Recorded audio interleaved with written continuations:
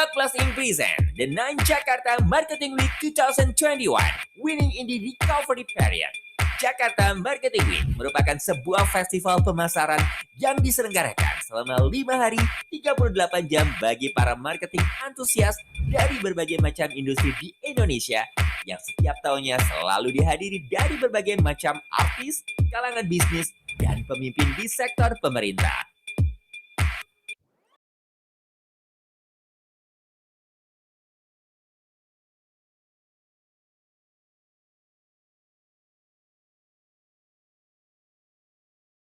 Sambutan dari founder and chairman MarkPlus Inc. Bapak Hermawan Kartajaya.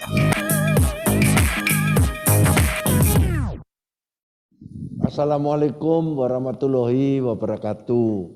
Saya Hermawan Kartajaya, founder and chairman MarkPlus Inc. Sejak 31 tahun yang lalu. Kita berdiri 31 tahun dan khusus Jakarta Marketing Week ini sudah 9 kali tiap tahun.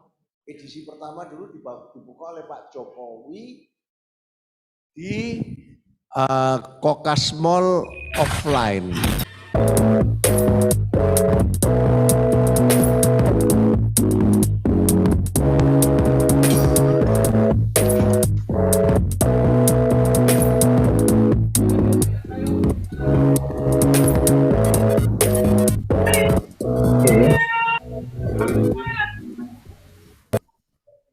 Selamat siang dan selamat datang di Jakarta Marketing Week 2021. Di sesi ini, yang terkalah menarik untuk hari ini yaitu Bangga Berbudaya Indonesia, Tunjukkan Pesona Negeri. Perkenalkan, saya Apri yang akan menjadi pembawa acara pada sesi kali ini.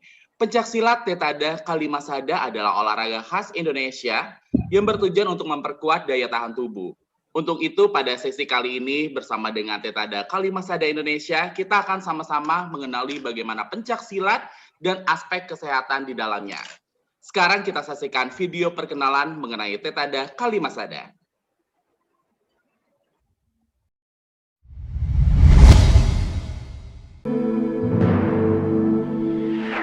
Kasus pandemi COVID-19 masih terus meningkat.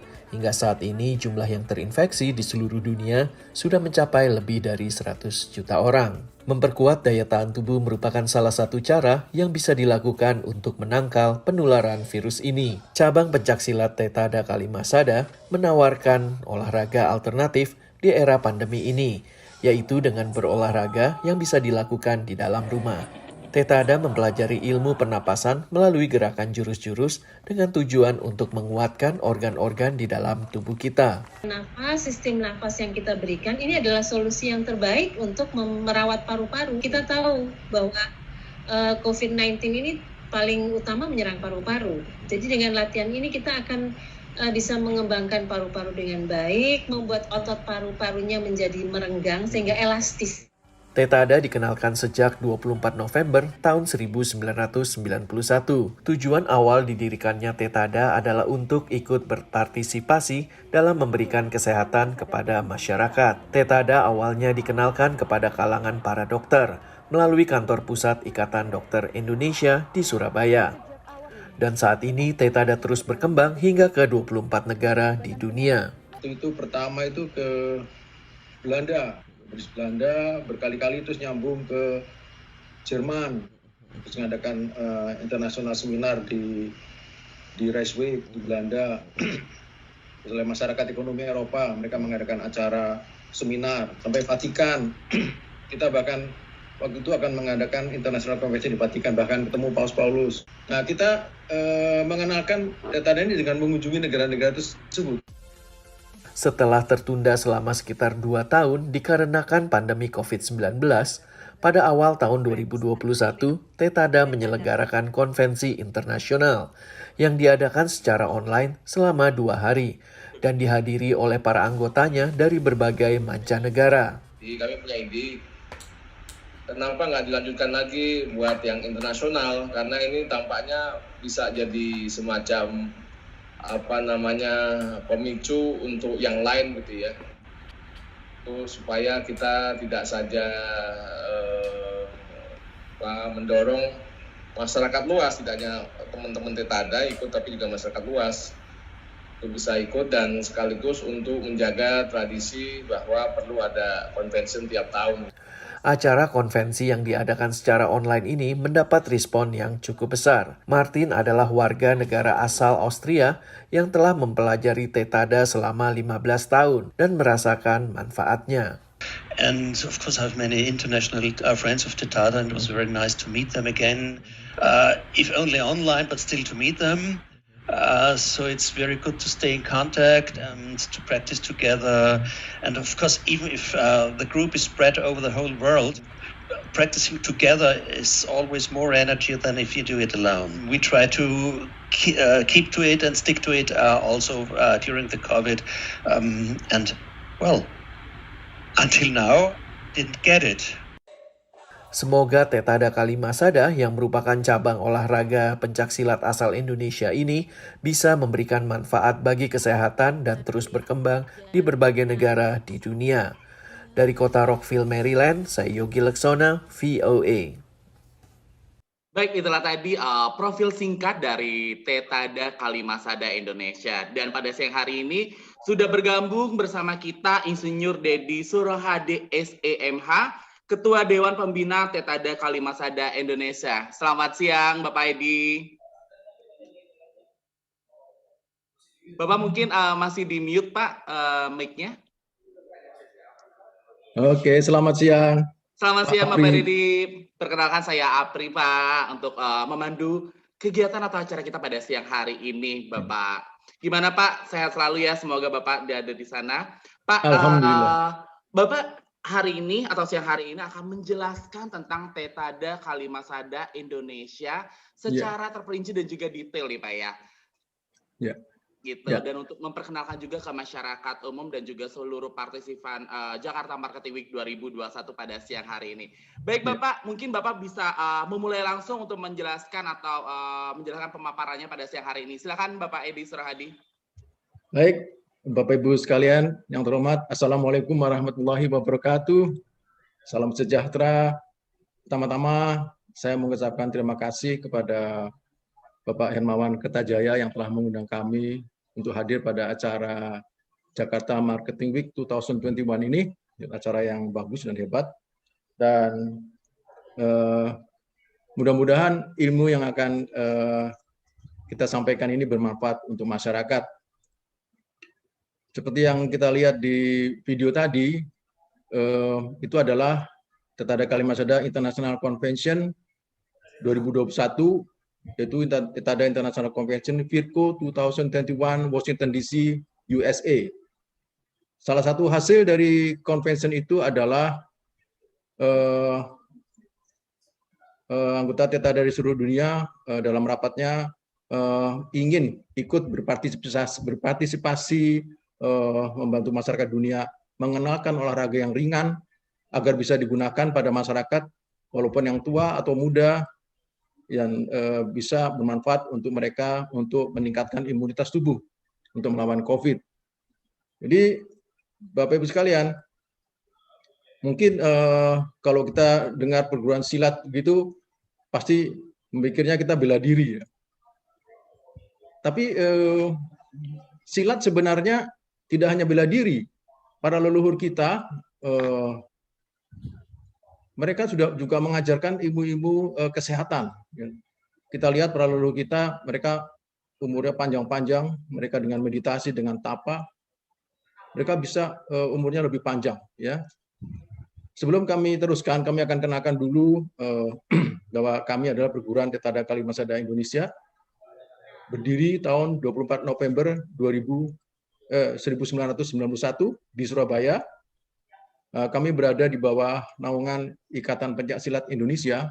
Kami adalah satu dari 7 anggota pusat Ikatan Pencaksilat Indonesia. Dan di internasional kami berada di bawah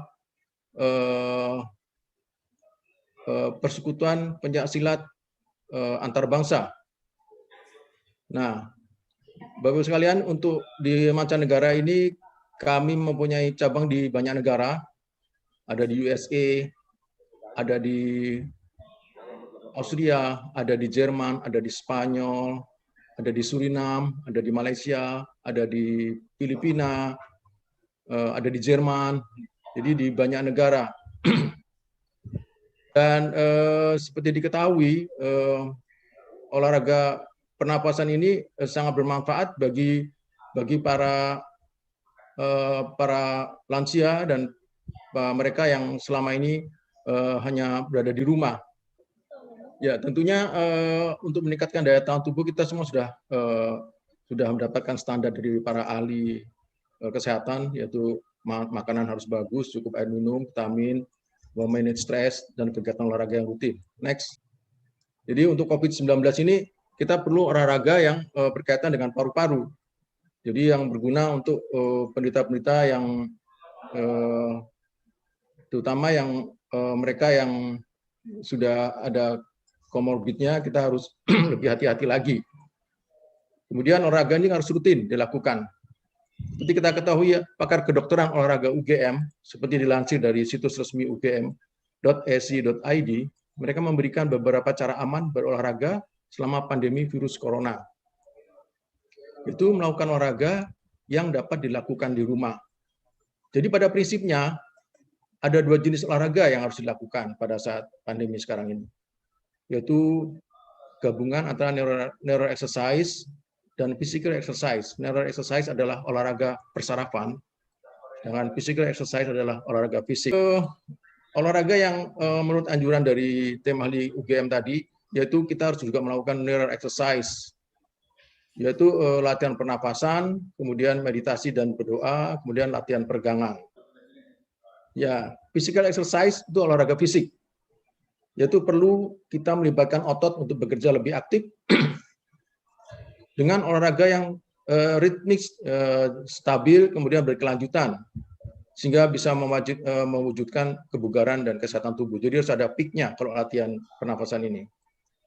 Nah, latihan jurus-jurus Tada mengandung unsur-unsur ini tadi semua, dan mengacu pada FITT principle, yaitu frekuensi, intensity, time, and type. Itu harus kita lakukan pada olahraga gabungan antara physical exercise dan neural exercise. Berapa kali kita harus melakukan olahraga ini? Sebaiknya lakukan 3-5 kali dalam seminggu.